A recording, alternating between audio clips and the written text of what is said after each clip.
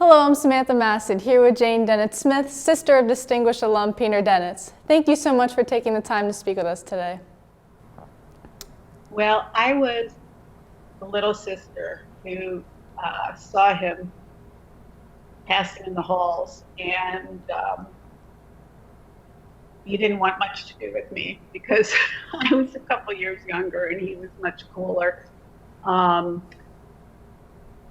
I do know that he was a real uniter at the school. He had the ability to navigate all sorts of groups of people and to make friends with different people that were involved in different organizations, different clubs. Maybe not the athletic department. That might not have been his purview. No, he was pretty athletic, but not team sports athletics. But he was somebody who was always able to be fearless when it came to standing up for something that he felt committed to, but he had a way of doing it that was really diplomatic. So people could hear what he was saying and hear him speak with conviction and not feel alienated or like he was being divisive. Can you speak to the kind of person Peter was? Why do you believe Peter is deserving of this recognition of Distinguished Alumni? One memory that I have, and I'm not sure if I was even at the high school yet, but I do remember this really strongly. I guess I wasn't. I hadn't started yet at Parkland, but I remember he organized on moratorium day. He organized students 68 or 69 wear black armbands to protest the Vietnam War, and it was something that was very, very,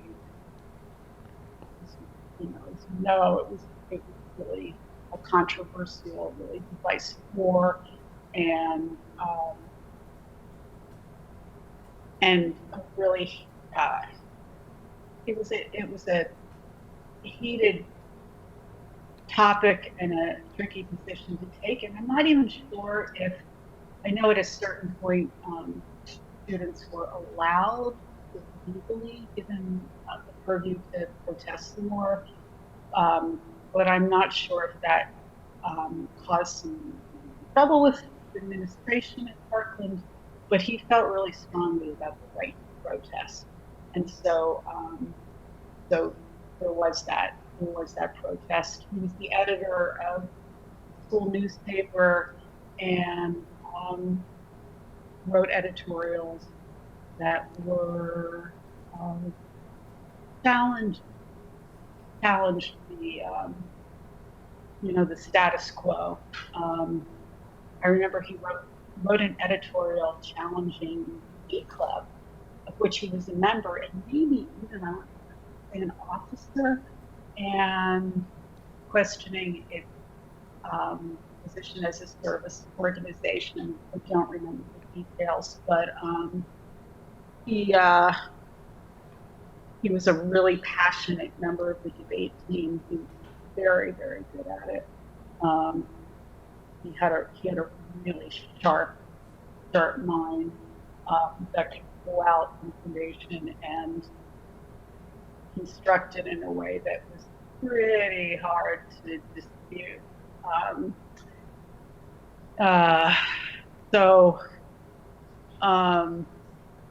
he had this way of pushing back against authority, but in a way that was really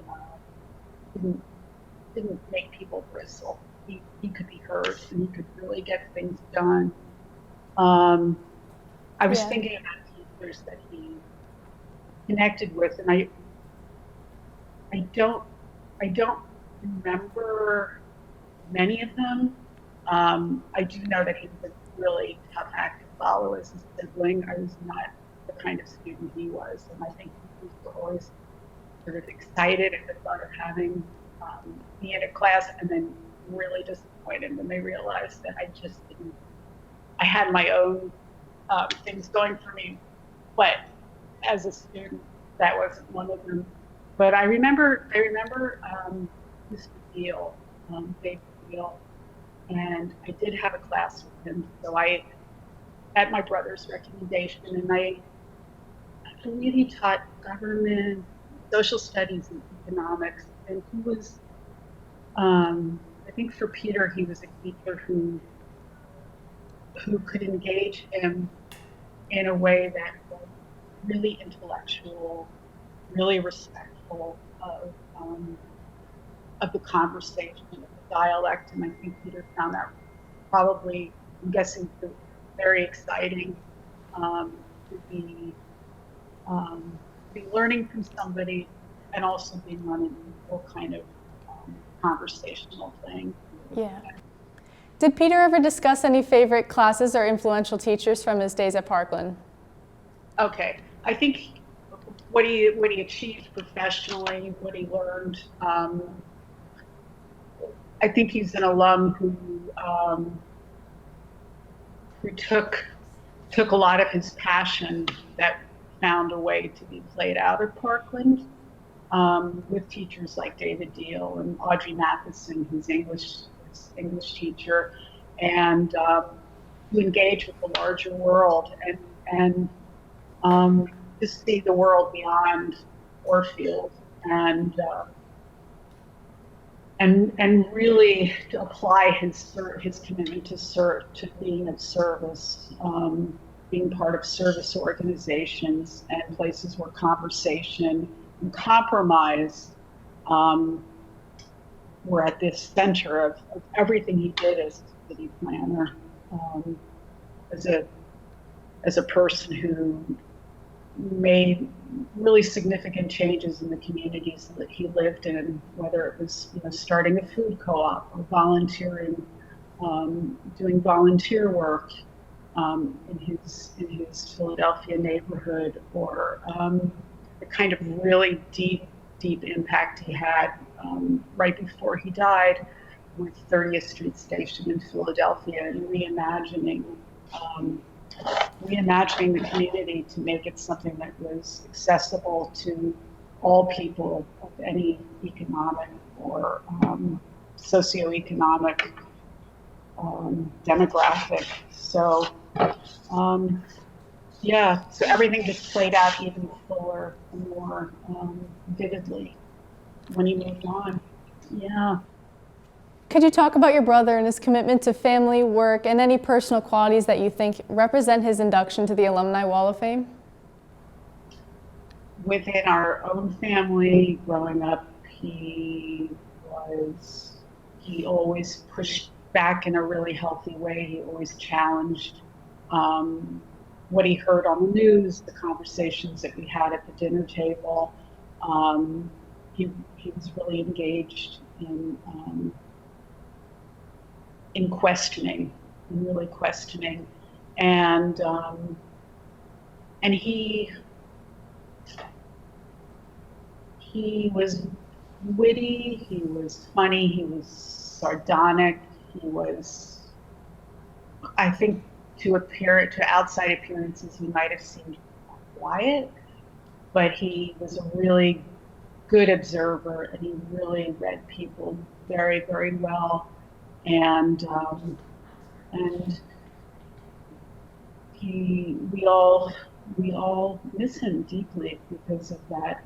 And as a father and as a husband, these qualities play out every minute of every day in his own children and grandchildren. This sense of always looking outward, looking at the larger world. What can I do to what do I see, what is, and what can I dream of? And he had a magnetism that people, family and in his profession, that people were deeply drawn to. a kind of quiet charisma that that made them feel like they truly mattered. And I think for Peter, for the most part, they truly did. That he wasn't looking at status or position. None of that stuff mattered to him. It was a sincere kind of engagement with the world and an interest in others.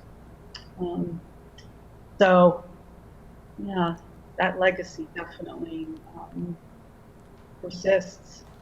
Yeah, he sounds like a great man. Thank you so much again for so speaking upon his behalf.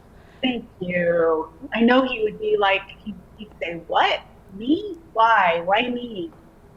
He was really modest, and but I also know he would be so delighted and pleased.